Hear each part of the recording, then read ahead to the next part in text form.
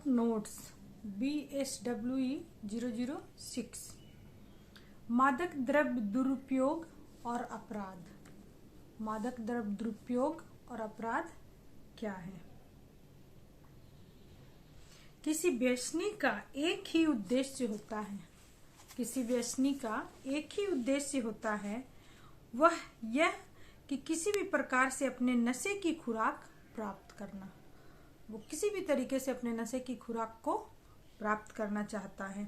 इसे पाने के लिए वह कुछ भी कर सकता है, जैसे चोरी तथा अन्य अपराध, और यहाँ तक कि हत्या भी कर सकता है। मादक द्रव्य दुरुपयोग से संबंधित 4 प्रकार के अपराध होते हैं। मादक द्रव्य दुरुपयोग से संबंधित 4 प्रकार के अपराध होते हैं। मादक द्रव्य प्राप्त करने के लिए व्यसनी द्वारा, मादक द्रव्य बेचने वालों द्वारा, मादक द्रव्य माफिया द्वारा, वित्तीय अपराध। ये 4 तरह के अपराध होते हैं। कौन कौन सा है? मादक द्रव्य प्राप्त करने के लिए व्यसनी द्वारा, मादक द्रव्य बेचने वालों द्वारा, मादक द्रव्य माफिया द्वारा और वित्तीय अपराध। ड्रग माफिया अपना गैर कानूनी व्यापार बचाने के लिए, ड्रग माफिया अपना गैर कानूनी व्यापार बचाने के लिए भयंकर हिंसा कर सकते हैं। इस व्यापार में हजारों अरबों रुपयों का लेन देन होता है। इस व्यापार में कितने रुपयों का लेन देन होता है? हजारों और अरबों रुपयों का लेन देन होता है। यह व्यापार अप्रत्यक्ष रूप से आतंकवादी संगठनों से जुड़ा होता है।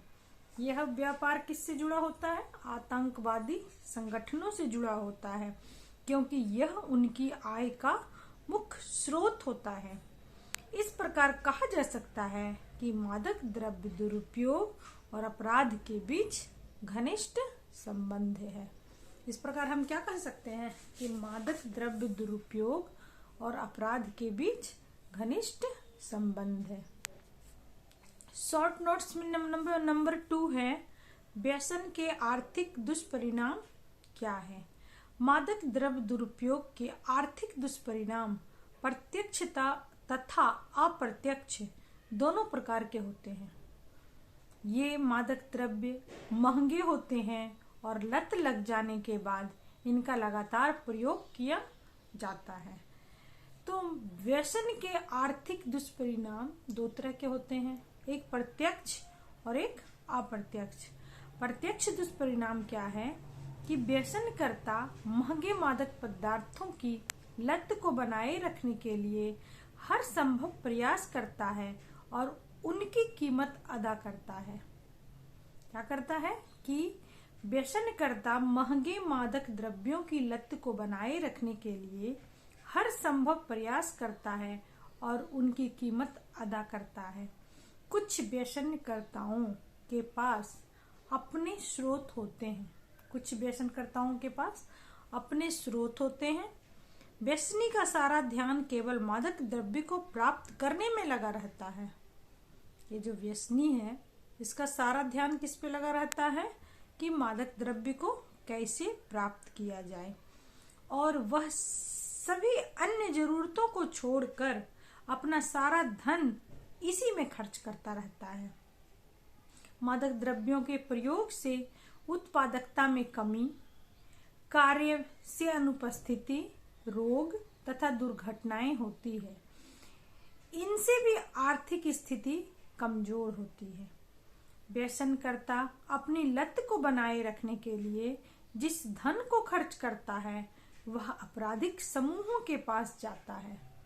व्यसनकर्ता मादक द्रव्य को खरीदने के लिए जो धन खर्च करता है, वो कहाँ चला जाता है? आतंकवादी समूहों के पास, आपराधिक समूहों के पास चला जाता है। व्यसन से स्वास्थ्य को भी हानि होती है। इससे व्यक्ति के उपचार में होने वाला खर्च आर्थिक बोझ को बढ़ाता है। और अप्रत्यक्ष दुष्परिणाम क्या है? व्यसन के अप्रत्यक्ष दुष्परिणाम मादक द्रव्यों के प्रत्यक्ष दुष्परिणामों के साथ साथ अप्रत्यक्ष दुष्परिणाम भी हैं, जो इस प्रकार हैं। व्यसनकर्ता के इलाज और देखभाल पर व्यय, परिवारजनों के स्वास्थ्य पर होने वाला खर्च, ये सब आर्थिक बोझ है। व्यसनकर्ता स्वयं कोई उत्पादन नहीं करता, लेकिन उपयोग अवश्य करता है। इसलिए उसकी आपराधिक आदतें समाज पर भी एक अतिरिक्त आर्थिक भार डालती है। नशे के कारण होने वाली दुर्घटनाएं और सेहत की देखभाल पर होने वाला खर्च परिवार पर आर्थिक भार बढ़ाता है। कार्य की अनुपस्थिति से आय में भी कमी आती है। खर्च अधिक और आमदनी कम वाली स्थिति आ जाती है। आपराधिक गतिविधियों से जुड़ने पर आर्थिक स्थिति और भी अधिक डामाडोल हो जाती है। यदि कोई कानूनी समस्या आ जाए तो खर्च और भी बढ़ जाते हैं।